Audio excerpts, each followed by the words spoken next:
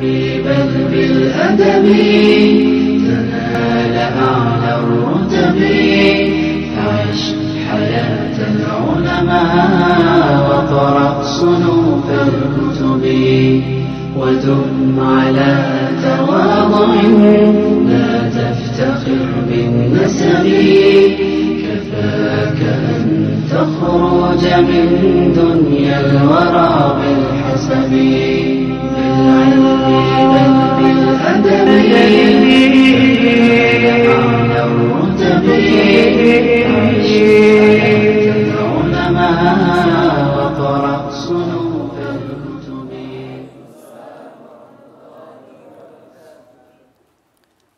إن الحمد لله حمدا كثيرا طيبا مباركا فيه كما يحب ربنا ويرضاه وأشهد أن لا إله إلا الله وحده لا شريك له وأشهد أن محمدا عبده ورسوله اللهم صل وسلم على نبينا محمد صلى الله عليه وسلم وعلى آله وأصحابه ومن تبعهم بإحسان إلى يوم الدين رب اشرح لي صدري ويسر لي أمري واحلل عقدة من لساني يفقهوا قولي. Amma ba'du, ikhwani fillah rahimani wa rahimakumullah jami'an. Alhamdulillah, di petang hari ini Allah Subhanahu wa taala masih melimpahkan nikmat, khususnya nikmat iman, Islam dan sehat wal afiat, sehingga kita Allah kumpulkan pada petang hari ini untuk bersama-sama mengkaji kitab Allah dan sunnah Rasulullah sallallahu alaihi wasallam.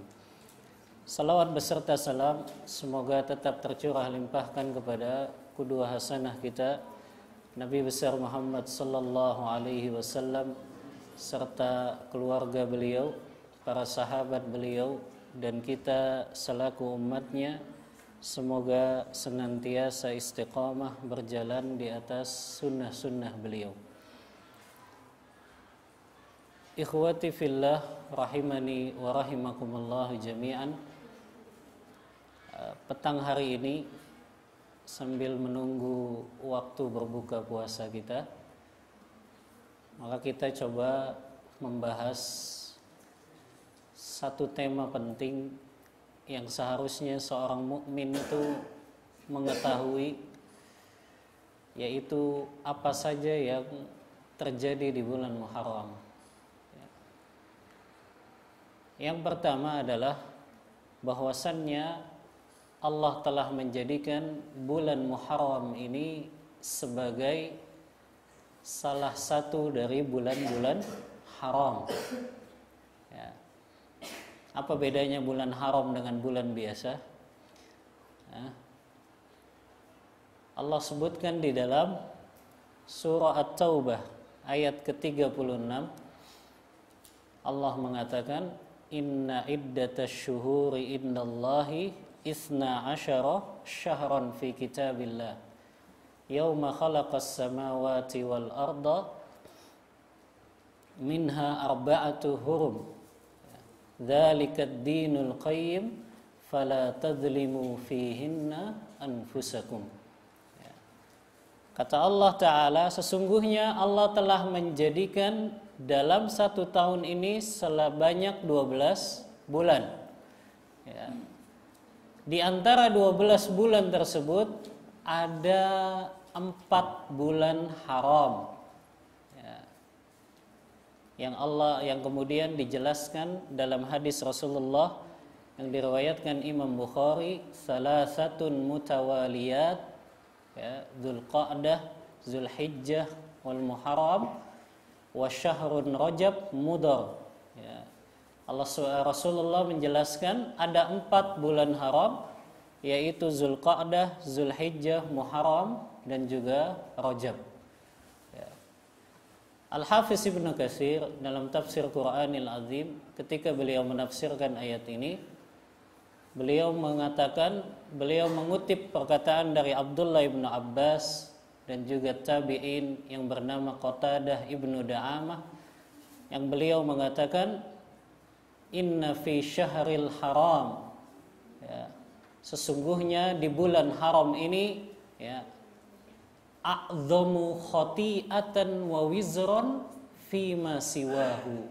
Orang yang melakukan sebuah dosa, kesalahan, maka dosanya dilipat gandakan dibandingkan dia berbuat dosa dan kemaksiatan di bulan selain bulan haram. Ya. Jadi antum kalau gibahin ustadznya di bulan haram, itu dosanya dilipat gandakan. Ya. Ya. Antum, ya, chatting dengan wanita yang bukan mahram, itu dosanya dilipat gandakan. Ya. Antum melihat itu wanita yang bukan mahram di bulan haram, dosanya dilipat gandakan. Antum berkata sama orang tua, apalagi membentak-bentak, ya, ketika ditelepon ataupun langsung, maka antum melakukan dosa di bulan haram, dosanya dilipat gandakan oleh Allah. Ya.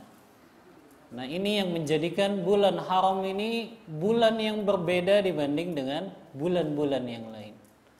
Ya. Makanya Allah juga sebutkan, ya, salah satu keistimewaan bulan Muharram ini, Allah menyandarkan bulan Muharram ini dengan disebutkan sebagai Syahrullah. Dalam hadis yang diriwayatkan Imam Bukhari dalam kitab sahihnya, Rasulullah menyebutkan apa? Afdalus siyami ba'da Ramadan siyamu syahrullahi al-Muharram. Ya. Sebaik-baik puasa, seutama-utama puasa, ya, setelah puasa di bulan Ramadan adalah puasa di bulan Allah. Ada tidak nama bulan yang Allah idofahkan dengan namanya selain bulan Muharram? Ada tidak? Tapi Syahrullah. Dan kaidah yang dibuat oleh para ulama, setiap makhluk yang dia diidofahkan, disandarkan kepada nama Allah, maka makhluk itu memiliki kemuliaan dibandingkan makhluk yang tidak disandarkan kepada nama Allah. Apa contohnya? Rasulullah. Ya. Kalau Rasul saja mulia tidak? Enggak. Ya. Rasul saja enggak mulia. Tapi ketika disandarkan itu kepada Allah, Rasulullah, dia menjadi mulia. Baitullah. Kalau bait saja mulia saja, tidak, biasa saja. Tapi ketika disandarkan dengan nama Allah, Baitullah. Ya. Sampai ketika Nabi Allah Saleh mengatakan, hadihi naqatullah. Ya. Wala fadaruha wala tamassuha bisu. Di mana Nabi Allah Saleh mengatakan, ini untanya Allah. Lakum ayatan, bagi kalian itu bagian dari bukti kebesaran Allah. Sama seperti Allah, ya, menyandarkan bulan Muharram ini dengan menyatakan ini adalah Syahrullah. Dan mengenai puasa Muharram, antum sudah banyak yang tahu bahwasanya sebagaimana hadis yang diriwayatkan Imam Muslim dalam kitab sahihnya, ya, ketika Rasulullah ditanya tentang Shaum Asyura, beliau mengatakan, apa kata beliau? Yukaffirus sanata al-madiyah, menggugurkan dosa-dosa 1 tahun yang lalu. Di antara peristiwa penting juga yang terjadi di bulan Muharram, ya, adalah di mana Allah menyelamatkan Nabi Allah Musa beserta orang-orang yang beriman, dan Allah menenggelamkan Fir'aun di Laut Merah. Apa yang menjadi dalil ini? Dalilnya ada di dalam hadis yang diriwayatkan oleh Imam Bukhari dalam kitab sahihnya, dari sahabat Ibnu Abbas radhiyallahu anhuma, beliau mengatakan anna Nabiy sallallahu alaihi wasallam lamma qadima al-Madinata, ketika Rasulullah datang ke kota Madinah, di mana kita tahu kota Madinah itu banyak orang-orang Yahudi. Wajadahum yasumuna yauman yakni yaumu Asyura. Rasul mendapati ketika beliau datang ke kota Madinah ini, mendapati orang-orang Yahudi dalam keadaan berpuasa, yang mereka sebut itu dengan nama puasa Asyura, tepat pada tanggal 10 Muharram. Faqalu, maka orang-orang Yahudi itu berkata, hada yaumun azim, ini hari yang besar untuk kami, hari yang agung. Ya. Kenapa kok bisa agung hari tersebut bagi kalangan orang-orang Yahudi? Mereka melanjutkan, wa huwa yaumun najjallahu fihi Musa wa aghraqa ala fir'aun fasoma Musa syukran lillah. Kata mereka, ini adalah hari di mana Allah menyelamatkan Nabi Allah Musa dan menenggelamkan Fir'aun, maka Nabi Allah Musa berpuasa pada hari ini sebagai tanda syukur kepada Allah. Dan ini kisah yang menarik. Kalau antum baca kisahnya Musa dan Fir'aun di dalam Al-Quran, ini adalah kisah yang paling panjang. Kisah yang paling panjang. Allah sebutkan di sini manusia yang paling durhaka, Fir'aun, yang beliau berkata, yang perkataannya banyak diabadikan oleh Allah di dalam Al-Quran. Ya. Jadi Fir'aun ini satu-satunya orang zalim dan durhaka, ya, yang ternyata perkataannya justru diabadikan di dalam Al-Quran. Biasanya yang kita temukan itu kan di dalam Al-Quran perkataannya para nabi dan rasul. Ya. Tapi Allah menjadikan perkataan Fir'aun ini diabadikan di dalam Al-Quran. Saya ambil dua saja. Ada dua perkataan Fir'aun yang Allah abadikan di dalam Al-Quran. Yang pertama adalah dalam surah An-Nazi'at ayat 24. Apa anak-anak? Faqala ana rabbukumul a'la. Fir'aun mengatakan, aku adalah Rabb yang paling tinggi. Bukan Rabb saja, tapi yang paling tinggi. Ya. Ini syiriknya sudah sampai kubik. Tahu kubik? Ya. Bukan syirik biasa. Karena kalau syirik itu kan antaja'ala lillahi niddan, menjadikan setara posisinya dengan Allah. Tapi Fir'aun mengatakan, ana rabbukumul a'la, aku Tuhan yang paling tinggi. Ya. Tapi di ayat yang lain, ya, Fir'aun mengatakan perkataan yang sangat bertolak belakang dengan perkataannya yang ini, kontradiksi. Fir'aun mengatakan di surah Yunus ayat 90, ketika Allah mengatakan hatta idza adrakahul gharq qala annahu la ilaha illa alladhi amanat bihi banu Israil wa ana minal muslimin. Apa kata Fir'aun di ayat ini? ketika Fir'aun sudah dalam keadaan hampir tenggelam di Laut Merah. Apa yang Fir'aun katakan? Apakah dia katakan ana rabbukumul a'la lagi? Enggak. Dia katakan apa? Amantu. Aku telah beriman annahu sesungguhnya la ilaha illalladzi amanat bihi banu Israil wa ana minal muslimin. Aku telah beriman sesungguhnya tidak ada Tuhan selain Tuhan yang diimani oleh Bani Israil, para pengikutnya Nabi Allah Musa. Wa ana minal muslimin. Dan sekarang aku menjadi orang-orang yang berserah diri. Awalnya dia katakan aku Rabb yang paling tinggi. Ketika sudah dalam keadaan hampir tenggelam, dia baru mau beriman kepada Allah. Makanya di ayat selanjutnya apa kata Allah?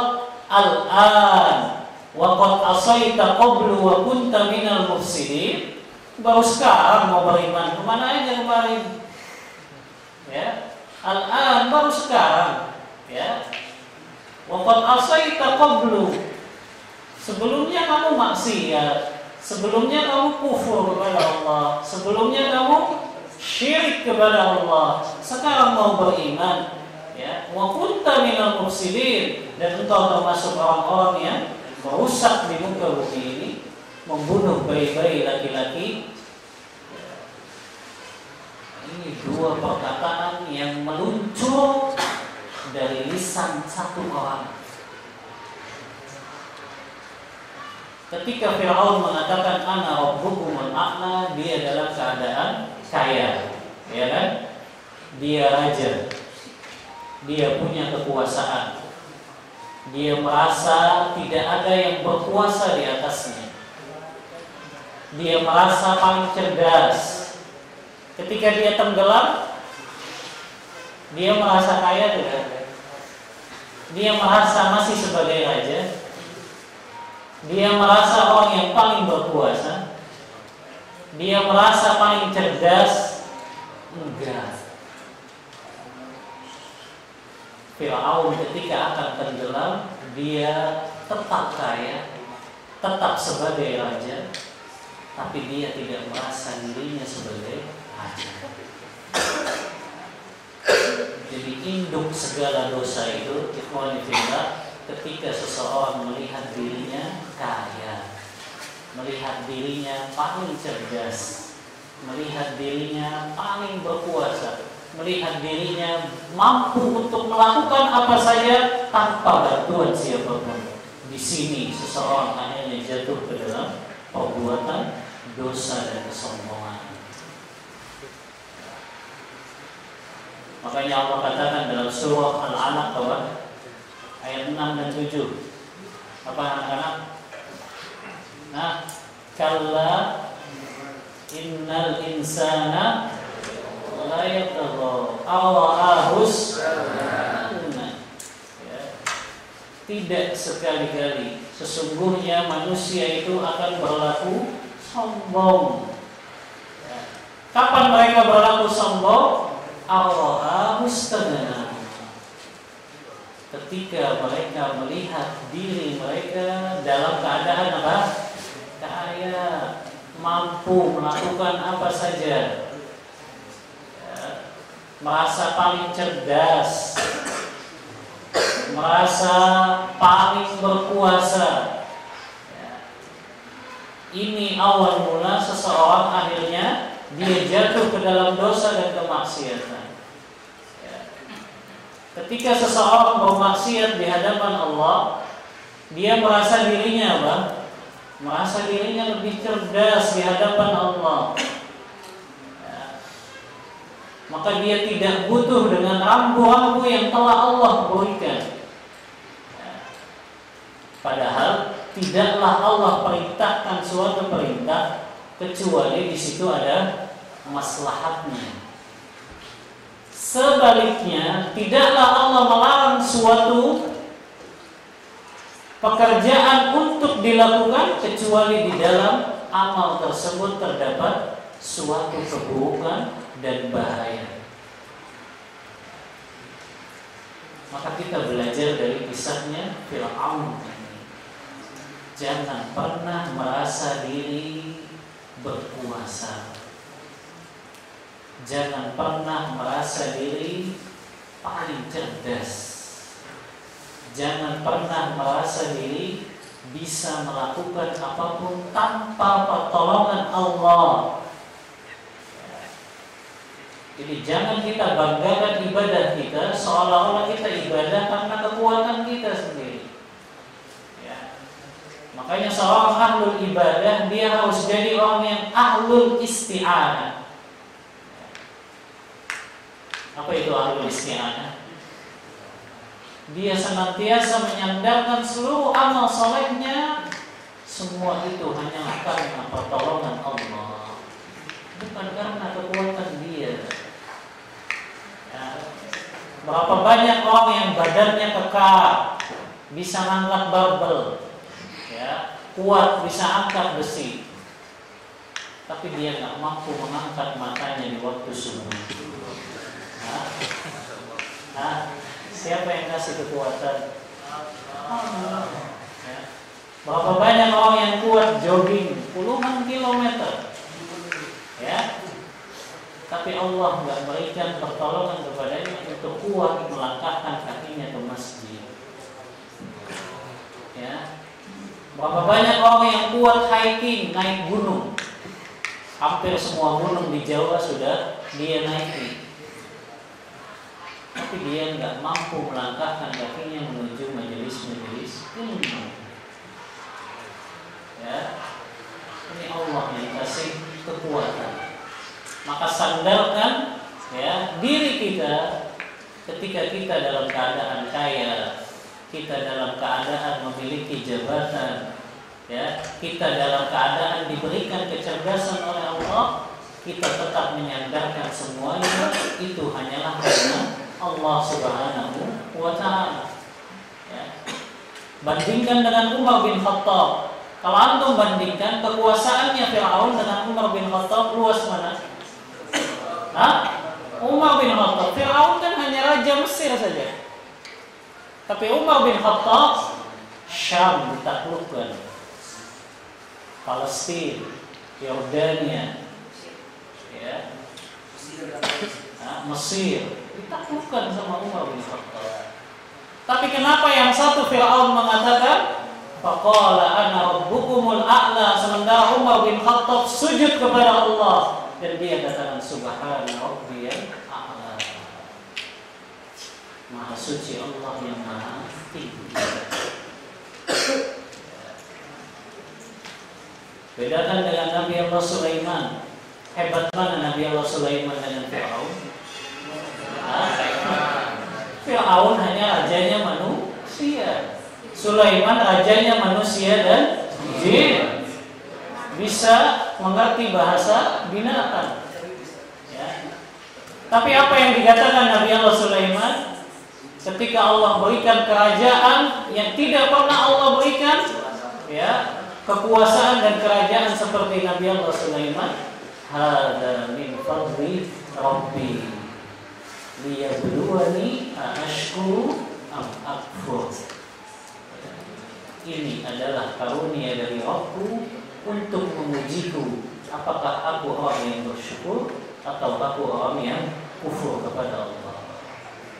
Ya. Ujian. Ya. Jadi segala keadaan kita ini memang ujian dari Allah.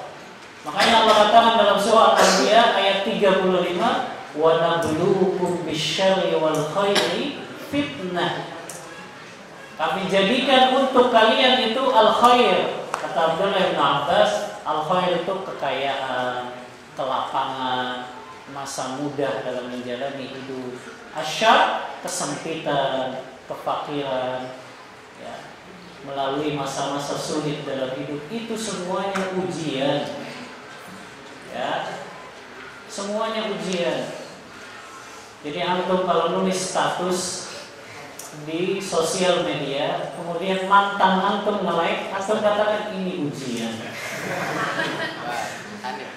Ya, ini ujian. Ya, berapa banyak ya orang yang sudah hijrah meninggalkan hubungan-hubungan yang haram dengan wanita-wanita yang bukan mahram, kemudian dia diuji lagi ketika dia telah menikah justru. Ya, diuji lagi setelah dia menikah. Ya. Ada suami misalnya lagi cekcok ini sama istrinya, ya, bertengkar lah biasa. Suaminya keluar, tiba-tiba nggak ada angin, nggak ada hujan, mantannya telepon. Ini ujian tidak? Ya.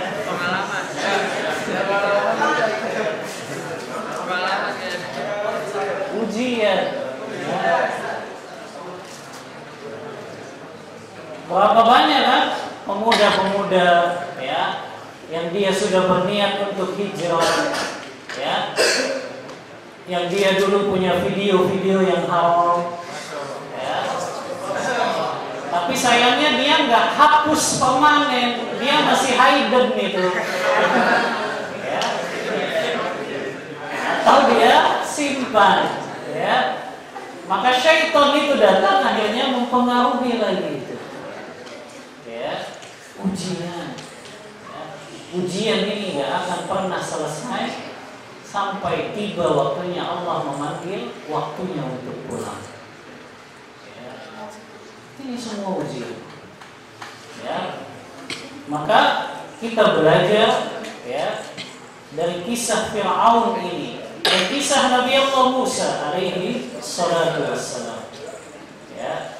Nah, ikhwani fillah, hikmah juga dari kisah Nabi Allah Musa adalah para nabi dan rasul itu memiliki puncak ketawakalan kepada Allah yang luar biasa. Antum baca kisah para nabi dan rasul di dalam Al-Quran. Ketika Nabi Allah Musa dan pengikutnya itu sudah berhadapan dengan laut ini, sementara bala tentara Fir'aun ada di belakang mereka. Apa yang dikatakan pengikut Nabi Allah Musa? Nah, falamma taro al-jam'an qala ashabu Musa inna lamudrakun. Ketika kedua golongan ini sudah saling melihat ini, pengikutnya Musa sudah melihat bala tentara Fir'aun sudah dekat di belakang mereka. Inna lamudrakun. Sudah deh, kita pasti terkejar, tersusul oleh mereka. Apa kata Nabi Allah Musa?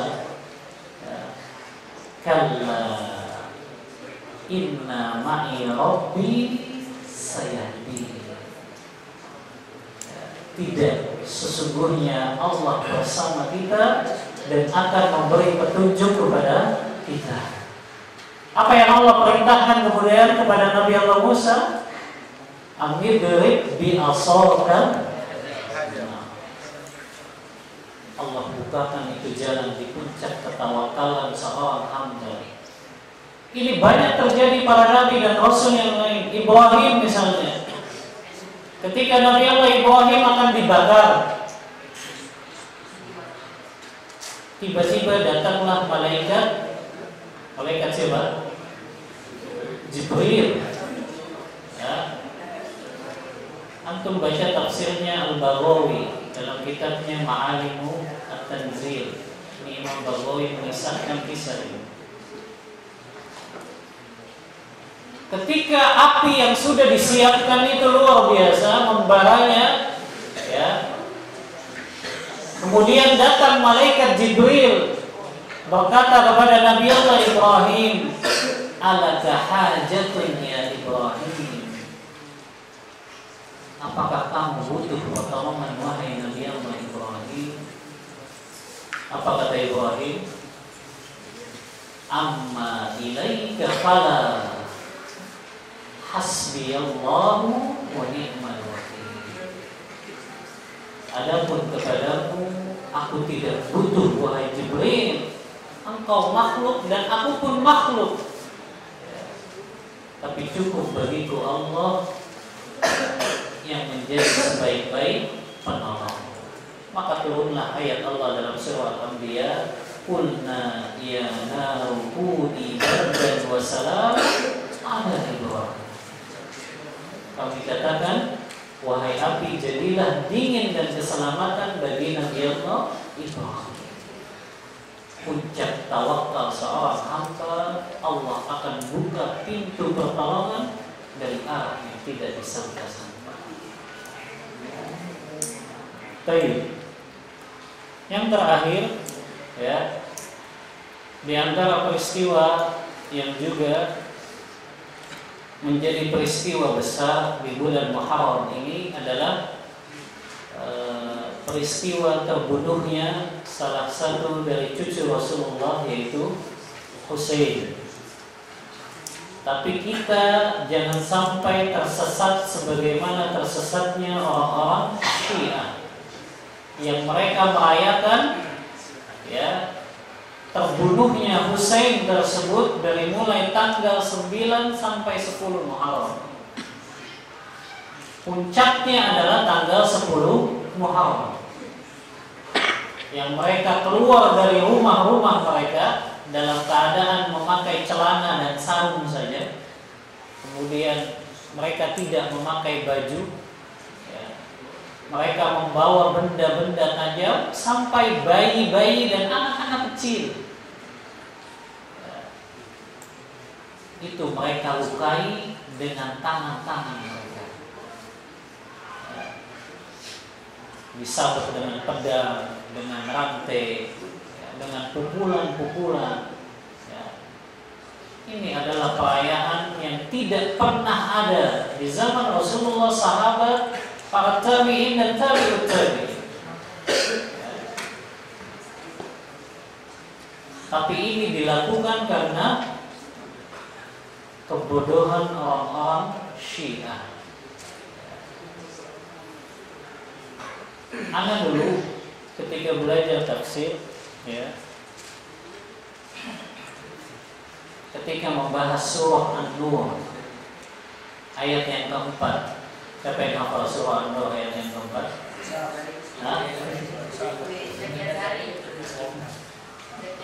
Kata Allah, walladzina yarmuna muhsanat, ya,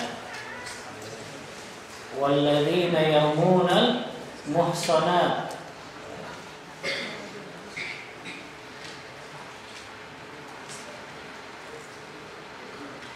walam ya'tu bi arba'ati syuhada fajliduhum samanina jaddah. Orang-orang yang menuduh wanita-wanita yang beriman, wanita-wanita yang suci, mereka menuduh wanita-wanita tersebut melakukan zina, maka cambuklah mereka sebanyak berapa kali? 80 kali. Salah satu dosen anak ketika mengajar tafsir ini, dia memberikan satu faedah dari ayat ini. Kata beliau,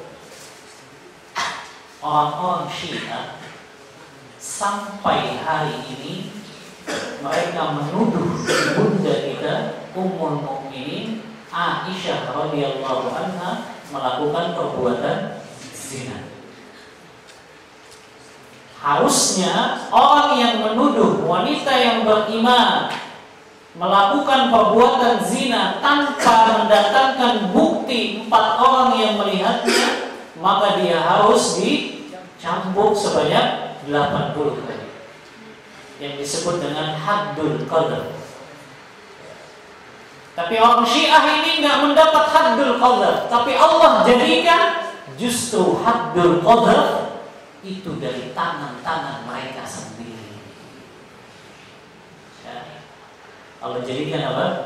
Mereka melakukan cambukan-cambukan, sabetan-sabetan pedang ke diri-diri mereka sendiri, dan itu adalah hukuman dari Allah atas tuduhan mereka sampai hari ini kepada ibunda kita Aisyah radhiyallahu anha, karena mereka menuduh bahwa Aisyah telah melakukan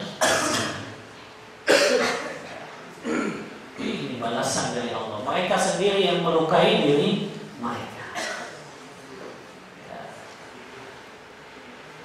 Nah, ini yang kita bahas dari peristiwa Muharram. Sebetulnya masih banyak yang lainnya, tapi karena kita memiliki waktu yang sangat terbatas, maka anak cukupkan sampai di sini agar kita bisa memperbanyak doa menjelang waktu berbuka puasa ini.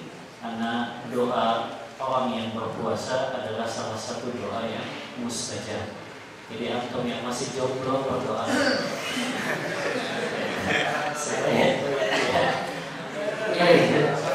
Aku qouli hadza على تواضع لا تفتخر بالنسب كفاك أن تخرج من دنيا الورى بالحسب نعم نعم لكنني من غير أم وأبي أهوي العلا وليس لي ما لن يقضي أربي من يا ترى يضمني يمدني بناشبي مناي أن يكون لي شأن كشأن الكوكب وأن أكون عالما فالعلم ميراث النبي بالعلم بل بالأدب